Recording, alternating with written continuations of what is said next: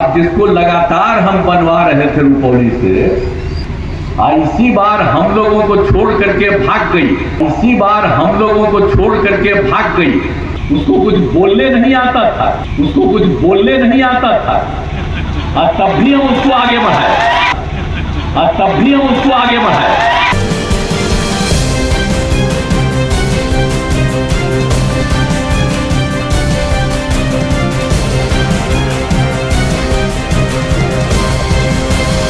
बिहार विधानसभा उपचुनाव, जी हां, रुपौली उप विधानसभा चुनाव के लिए सरगर्मी बेहद तेज है।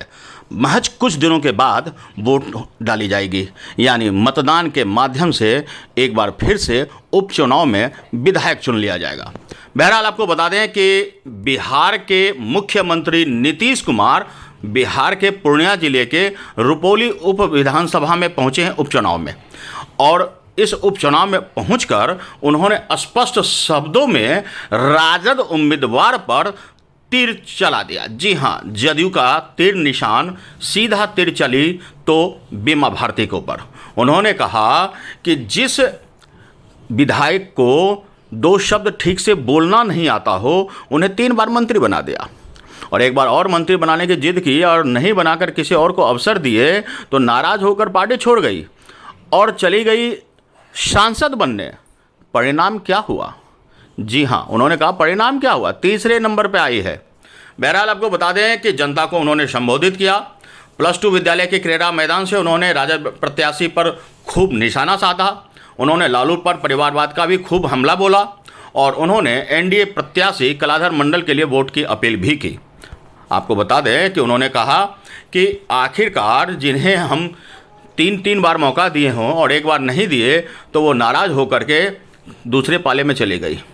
उन्होंने कहा कि आखिर परिवारवाद पर, कि लालू परिवार और तेजस्वी पर, कि भला सीएम ने कहा इतने बच्चे कोई पैदा करता है क्या?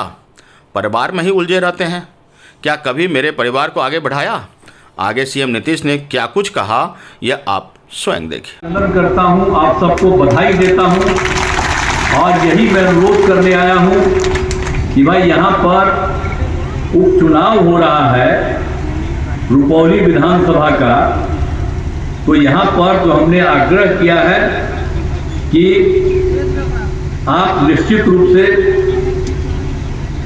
रूप से कलाधर मंडल जी को विजयी बनाइए। हम इसी के लिए आप सबको अनुरोध करने आए हैं। अब आप जानते हैं कि भाई ये रुपौली में ये जगह क्यों खाली हो गया। आप जिसको लगातार हम बनवा रहे थे रुपौली से, 3 बार जो बन गई थी, इसी बार हम लोगों को छोड़ करके भाग गई एमपी बनने के लिए। तो एमपी तो नहीं बनी, तीसरे नंबर पर रही। अब टिकवा जो खाली हो गया तो ये फिर से चुनाव लड़ रही है। अब आप लोग तो यही ना समझिएगा कि कितना बार हम उसको तो राज्य सरकार में मंत्री तक भी बनाए, वो पहले उसको कुछ बोलने नहीं आता था, और तब भी हम उसको आगे बढ़ाए।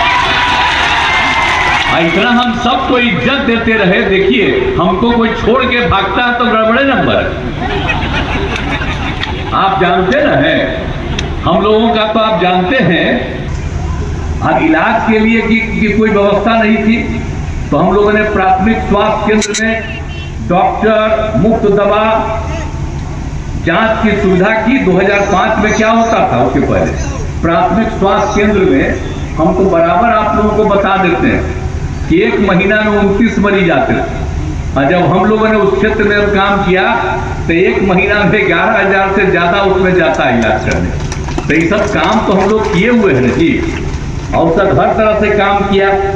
कितना सड़क का निर्माण किया, पुल पुलिया का निर्माण किया, और जो 15 में आए तो 7 निश्चय के तहत हर घर बिजली पहुंचा दिया, हर घर नल का जल पहुंचा दिया, हर घर शौचालय पहुंचा दिया, टोलों को पक्की सड़कों से जोड़ने का काम किया, और 7 निश्चय 2 का भी 2020 में हम लोगों का था, उसका भी सारा काम किया जा रहा।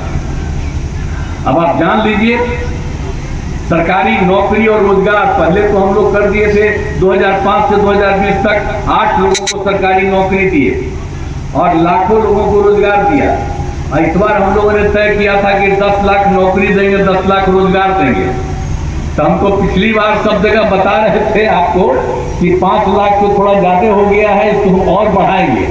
अब अभी हम आप लोगों को बता देना चाहते हैं कि अब तक 5,16,000 युवाओं को सरकारी नौकरी मिल गई।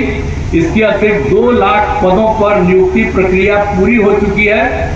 2,11,000 पदों पर बहाली का अभियान भेजी जा चुकी है और 2,34,000 पदों पर बहाली हेतु अभियान भेजी जा रही है। मतलब इतना ज्यादा करवा रहे हैं और अगले वर्ष 72,000 से अधिक रिक्तियां उपलब्ध होंगी। तो जो हम लोग 10 लाख नौकरी की बात किए थे, आप समझ लीजिए कि पिछली बार जो विधानसभा का चुनाव उसके पहले आप समझ लीजिए 12,33,000 से भी ज्यादा नौकरी हम लोग उपलब्ध कराएंगे। उनका 10 लाख जो कहे थे उससे भी ज्यादा। उन्होंने कहा कि हमने लालू परिवार के बेटे को मौका दिया, लेकिन वो गड़बड़ करने लगे। मैं क्या करता? उन्होंने कहा कि शिक्षा, स्वास्थ्य, सड़क, बिजली, 7 निश्चय योजना से जुड़ी उपलब्धियां, ये तमाम चीज़ें चीख चीख कर कहती है कि हमने विकास किया है। उन्होंने कहा कि विकास से जुड़े अनगिनत काम हुए हैं। इनमें पूर्णिया में polytechnic college, Purnia college, medical college, engineering college का निर्माण शामिल है। पूर्णिया में 6 लेन का सड़क का चौड़ीकरण भी हो रहा है। एयरपोर्ट का भी काम शुरू हो चुका है।